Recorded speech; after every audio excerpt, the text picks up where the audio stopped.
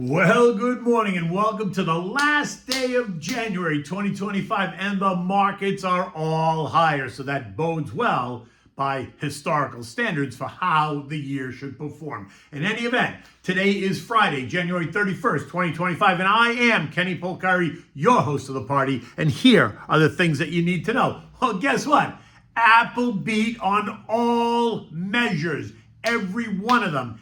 And they made $124 billion in 3 months. I mean, come on. Eco data continues to be mixed to stronger, supporting the no-cut decision. Tariffs are less now than 24 hours away, unless they come to the table. Gold is kissing new highs, oil is steady, and bonds are a bit higher, sending yields just a tiny bit lower. And what are we having dinner tonight? We're having the easy chuck roast, but we'll get to that in a moment. So the chaos calmed down a bit. Stocks rose on better to mixed economic data. Consumer spending was up, but fourth quarter GDP was weaker. Yet initial jobless claims, which speaks to the labor market, showed a decline in claims, which suggests strength in the labor market, thus no weakness. So what does that mean for the Fed?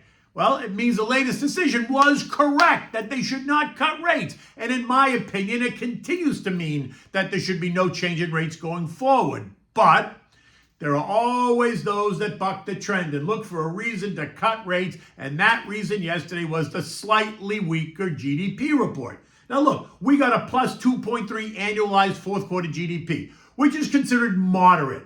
But whether it's considered weak or strong depends on economic context, historical trends, and your own expectation. How you interpret it is compared to the long-term trends will help you understand it. So if you were expecting 2.6 and then you got 2.3, well, you might say you're disappointed. But if you're expecting 2.1 and you got 2.3, then it's a win, right? In the end, 2.3 is moderate.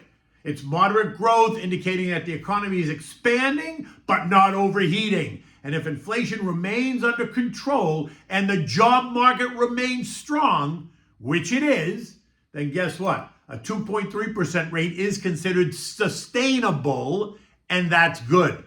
But the haters will continue to hate and demand more rate cuts, so they locked in on this weaker GDP number and created a narrative that suggests the Fed has to absolutely cut rates this year. And with that, we saw the dollar weaken because lower rates is not good for the dollar. And that sent the market and commodities, think oil and gold, higher. Every sector in the S&P rose, some more than others, but guess what? They all went higher. By the end of the day, the Dow gained 106 points or 0.4%. The S&P added 25 points or 0.5%. The NASDAQ advanced by 45 points or 0.25%. The Russell added 22 points or 1%. The transports gave back 146 points or 0.9. And the equal-weighted S&P added 90 points or 1.3%, while the Mag 7 closed unchanged on the day. Now, the outperformance of the equal-weight S&P once again suggests that the market rally is broadening out, and that is a good thing for investors. Look, utilities ruled the day, rising 2.2%. Now, remember when utilities were the sleepy sector of the market? They are great dividend payers, and they offer stability to your portfolio, and they are boring. Well, boring no more. Utilities have risen nearly 26% over the past 12 months and are up another 3.5% this month alone. Much of that driven by all the excitement around the role in powering the demand created by the AI boom. And that isn't going away anytime soon. But yesterday's move in utilities can also be tied to the idea that rates are going lower. Lower rates make utility dividends more attractive. Real estate came in on second place, adding 1.3%. Again, that's a lower rate story, right? Helping the housing market, the real estate market. Healthcare and industrials up 1.1%. Financials and consumer staples and consumer discretionary jumped by 1%. Basic materials up 0.9%. Energy up 0.4. Tech gaining 0.2, while communications added 0.1%. The SMIDs, represented by the Russell, which are economically sensitive, outperformed, and that suggests that while investors are feeling good about the economy, lower rates are supportive of this sector, and that supports the outperformance, right? It also supports the idea that traders think rates are going to go lower. They buy that sector. The IWM, which is the iShares Russell 2000, rose 1%. Now it's up 3%, 3.5% year to date. While the IJT, right, the iShares Small Cap 600 growth names added 1.1%. leaving that up 4.6% year to date. Treasuries rose just a bit. The TLT up 0.3, the TLH gaining 0.4, but that did little to change yields. The 2-year remains at 4.2%, while the 10-year is yielding 4.52%. Oil, which had traded off and tested trendline support at 72.12 3 times this week, ended the day higher, up 50 cents at 73.12. They are crediting the tariff threat on both Mexico and Canada this Saturday as the reason for the move higher. In the end, tariffs can disrupt supply chains and create uncertainty, but the threats on oil-producing nations, think Mexico and Canada, could cause them to retaliate by reducing oil exports or cutting production, which will tighten supplies and send prices higher. Or you can argue that the oil traders are buying oil to hedge against perceived future inflation or the economic uncertainty that some think will be triggered by the tariff disputes. I think it was all of that plus the weaker dollar. In any event, it feels like it wants to test a bit higher for now. My gut says a test of the October highs of 76 would not be out of the question. Gold busted out, rocketing higher yesterday. Remember, yesterday morning I said in my note, the chart is now suggesting a move to the November high of 28.45. Well, guess what, sports fans? It closed at 28.50, spot 20. Bam! We're now in this new high territory. There is nothing above us except air. A trend line drawn from the highs of May connecting to the high of November and then out suggests a $3,000 price target, something that both Goldman and Bank of America suggested last year was a possibility in 2025. Now, don't get all excited just yet. While the breakout is positive, we have to see how it acts in the next couple of sessions. Short-term support is down at 27.75. This morning, gold is trading just down $6 at 28.44. After the bell, the news that everyone was waiting for hit the tape, and it was Apple's earnings. Earnings per share of $2.40, that's a beat. Revenues, $124.3 billion, that's a beat. Mac revenues, $8.99 billion, that's a beat. iPad revenue, $8.09 billion, that's a beat. Services revenue, $26.34 billion, that's a beat. Gross margins, 46.9%, that's a beat. Yet the stock traded off nearly 2% in the after-hours trading. Why? Because they're pointing to China sales, which are down 11%. I say, are you joking? It's ludicrous that anyone could find a reason to sell Apple on that report. But my gut says it's the Momo guys that bought it up 9% in the last week, trying to lock in some short-term profits. Now, this morning, cooler heads are prevailing. Why? Because the China story was not an unknown. The estimates actually for China sales to be down 18%, yet they were only down 11%. So guess what? That's a beat. At 6 a.m., Apple is up $8 or 3.5%, trading at $245. I love it. And the fact that they make $124 billion every 3 months, that's enough for me. Anyway, this morning, U.S. futures are up. Dow futures up 160, S&P's up 25, NASDAQ up 160, and the Russell is flat. Markets are bracing for the tariffs about to be imposed on Mexico and Canada.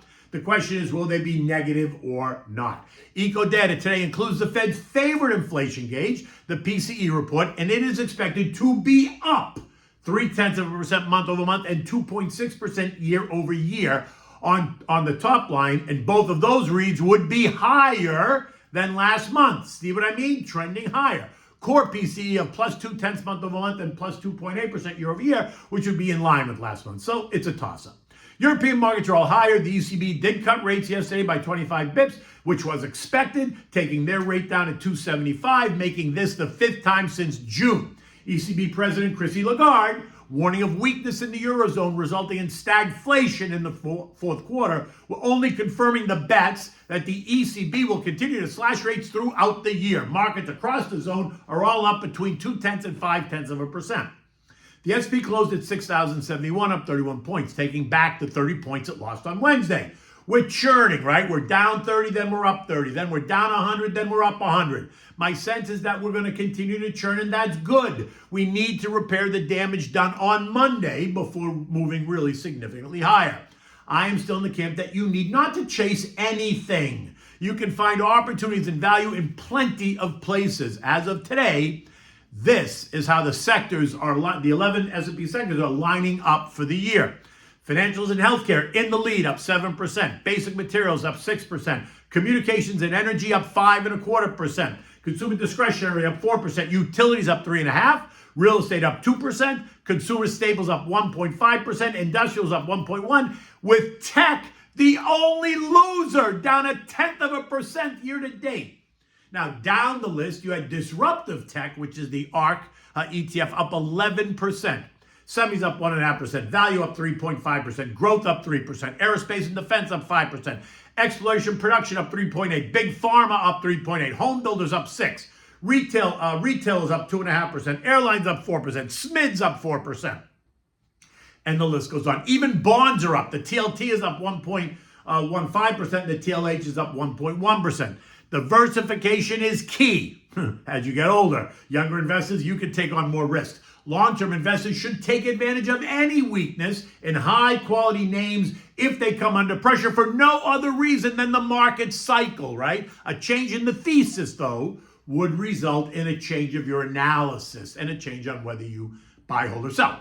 Now, what are we having dinner tonight? We're having the easy chuck roast. This is very easy, so simple. Nothing complicated at all, right? You just make it, whip it in the oven, let it cook, and it's great. For this, you need a piece of chuck roast. The size depends on how many people you're going to feed. You need Dijon mustard, steak seasoning, 1 large yellow onion, chopped carrots, and fresh rosemary, period, the end. You want to preheat your oven at 325 degrees. You want to take the veggies, chop them up, place them in the bottom of like a Dutch oven. Season the roast with the steak seasoning on both sides, and then generously dress it with the Dijon mustard. You can use yellow mustard if you don't have Dijon, either way.